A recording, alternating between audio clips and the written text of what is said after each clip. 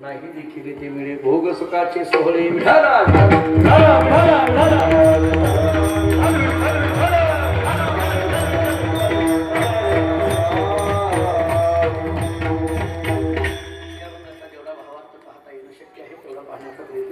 काल्याच्या कीर्तनामध्ये अगमही सोडवावं लागतो आणि काल्याच्या कीर्तनामध्ये भगवान कृष्ण परमात्म्याच्या काही लीलांचं चरित्रही गावं लागतं.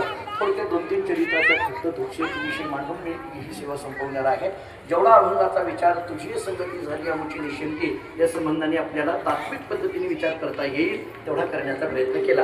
भगवान श्रीकृष्ण परमात्म्याच्या चरित्राचा विचार करत असताना भगवंताच्या अवतारापासूनचं चरित्र ते काना करण्यापर्यंतचं चरित्र आघात आहे, अलौकिक अशा पद्धतीचं आहे. पण एवढं सगळं चरित्र आपल्याला कीर्तनामध्ये सांगता येणं शक्य नाही. म्हणून महाराजांनी त्याची सोय एवढी करून ठेवलेली आहे. चरित्र ते उच्चारावे, बरोबर आहे, पण ते कसे वेळेनुसार उच्चारावे. विठ्ठल विठ्ठल